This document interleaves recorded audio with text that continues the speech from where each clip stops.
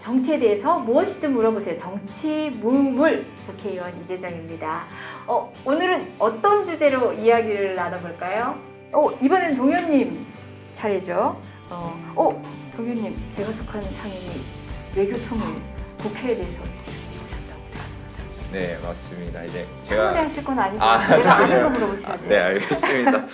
의원님께서는 이제 외교통일위원회에서 여당 간사로 계시고, 그래서 이제 근데 외교통일이라는 것에 대해서 사실 사람들이 조금 막연하게 생각을 할 수 있을 것 같아요. 그래서 이제 의원님께서 이 외교통일위원회라는 게 어떤 일을 하고 또 왜 우리한테 정말 중요한 것인지 그것에 대해서 한번 좀 얘기를 해주시면 좋을 것 같아요. 네, 외교라고 하면요. 지금은 코로나여서 많이들 해외여행 못 가시지만 예를 들어서 이제 해외를 나가는 그런 그 과정 안에서 생각해 보더라도 그 우리 외교부라는 역할이 어떻게 유의미한지를 알 수 있어요. 해외 나가셨던 경험들 불과 1, 2년 전부터 못 가게 됐으니까 되살려보시면 어떤 나라를 가느냐에 따라서 한국인이 할 수 있는 일들이 최근에 많이 다 이제 동일하고 넓어지긴 했지만 달라요. 우리나라의 각각의 외교들이 만들어낸 공간들이거든요. 그래서 우리 흔히 미국 대통령과 회담하는 것만 나오는 것 같지만 우리 홍범도 장관 유해를 모셔오는 과정에서도 사실은 외교가 역할을 했던 거고요. 그리고 또 여러분들이 해외여행 과정에서 어떤 일을 당했을 때 있잖아요. 하다못해 여권을 분실했을 때도 있는 거고 또는 거기서 그래서는 안 되지만 안전 관련한 사고가 있었을 때 등등 바로 출동하는 것은 현지 경찰 물론 있겠죠. 하지만 우리 외교부의 영사 시스템이 굉장히 폭넓고 각각의 어떤 정말 사명감 아니면 할 수 없을 만큼 거의 24시간 대기 체제로 국민들을 위해서 그 시스템을 연구하고 그리고 또 어떤 방식으로 결합할지를 현장에 대기하는 사람들뿐만 아니라 외교부 내 시스템이 갖춰져 있기도 하고요. 뿐만 아니라 정상 외교 이외에 우리가 흔히 FTA 이런 거 들어보셨잖아요. 우리가 물건을 수입하고 수출하고 하는 과정에서 관세라든지 기타 수출 금지 품목도 있을 수 있는 거고요. 관련된 각 국가의 어떤 조건들을 협의하고 그런 내용들을 조율하고 하는 일들도 외교부에서 합니다.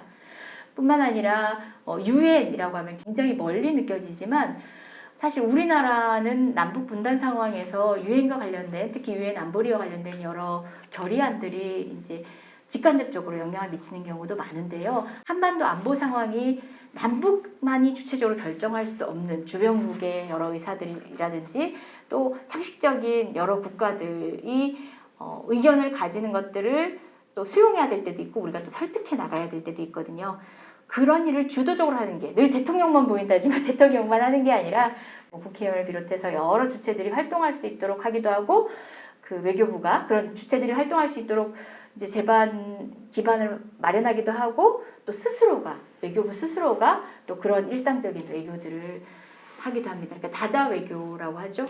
흔히 유엔만이 아닙니다. 유네스코 같은 경우만 하더라도 우리 외교부가 그 안에서 우수한 우리의 정신적 문화적 가치 또 자연유산 등등에 대해서 역설하고 유네스코로 지정되도록 하기도 하고 다양한 그리고 또 이제 인권과 관련해서 또 연대체가 있기도 하고 때로는 우리나라 이슈도 다르지만 우리나라가 또 중견국으로서 또 선도하는 국가로서의 이제 위상에 걸맞는 방식으로 국제 분쟁이나 인권 문제에 관여하기도 하고요.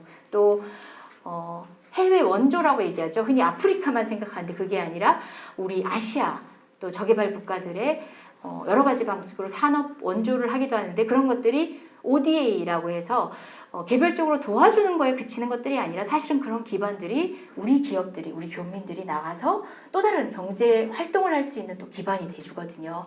그런 모든 역할들을 외교부가 하는 거고요. 그런 외교부를 기본적으로 이제 감시하기도 하면서 같이 외교에 대한 전략을 짜기도 하는 것이 저희 외통의 역할이고요. 통일 역시 마찬가지죠. 우리가 일촉즉발 전쟁 상황이 2016년이었습니다. 그랬던 상황에서 지금도 뾰족하게 뭔가 해결된 것 같지 않지만 평화는 과정이거든요. 전쟁을 회피하는 것. 정말 어떤 방식으로 최상의 이익을 가져갈 수 있을 것인가 그 안에 여러 조합들이 가능하지만 최소한 전쟁은 아니어야 한다는 것도 우리가 평화를 추구하는 과정에서 지금 이미 우리가 확보하고 있는 것들이죠. 남과 북이 보다 안정적인 상황이 된다면 국가 경쟁력에도 이제 최고의 지수가 되는 거고요. 우리 기업에 투자를 하는 수많은 글로벌 주체들에게 있어서도 남북 상황이라는 것은 굉장히 변수거든요. 불이타가 될 수 있기 때문에 위기 요소인데 그 부분에 있어서 안정적인 국력을 갖는 것일 수도 있기 때문에 그것과 관련된 고민과 전망, 북한의 태도에 의해서 좌지우지 되지 않고 우리가 리드해 나가는 어떤 정책의 방향을 정하는 것이 바로 국회 외통위에서 하는 일입니다. 또 길었다. 의원님 말씀하신 답변을 들어보니까 외교통일위원회 그리고 그냥 넓게는 외교통일과 관련된 일들이 우리 삶이나 우리나라에 대해서 참 필수적이고 진짜 중요한 일이라는 것을 알게 된 것 같아요. 근데 좀 안타깝게도 사실 이렇게 국회에서 하는 이런 많은 일들에 대해서 무관심하거나 혹은 이렇게 냉소적으로 보는 사람들이 적지 않은 게 현실이에요. 그래서 안타깝게도 이러한 무관심을 악용을 해가지고 개인의 이득을 취하는 사실 정치인들도 있는 게 현실이고요. 근데 이러한 세태를 바탕으로 청년들한테 정치에 대해서 좀 하고 싶은 말씀이 있으실까요? 눈을 똑바로 뜨고 봐주세요. 그러니까 감시도 참여의 방법인데 뉴스를 보고 댓글을 다는 것도 참여의 방식이죠. 근데 댓글을 달 때 중요한 게 코미디 소재로도 많이 활용되는데 여의도에 있는 저 정치인들 싹 쓸어가지고 동해 바닷물에 다 집어넣었으면 좋겠어라고 사람들이 막 하거든요. 화끈하지. 근데요 그 말만큼 안 무서운 말 없어요. 정치인들한테는. 정치에 대한 혐오네? 안 무서워요. 무서운 건 어떤 게 무서운 거예요? 왜 저 행동을 저렇게 저 국회의원은 했죠? 라고 하고 실명을 거론하고 구체적 행위를 비판할 때 그게 가장 무서워요. 무서운 국민이 돼주세요. 그건 반드시 정치에 대한 관심 그리고 구체적인 의견으로 이어지기 위한 정보의 취득으로만 가능한 일이거든요. 절대 국회의원들을 속편하게 살게 하지 말아요. 속편하게 살게 하는 방식이 뭐다?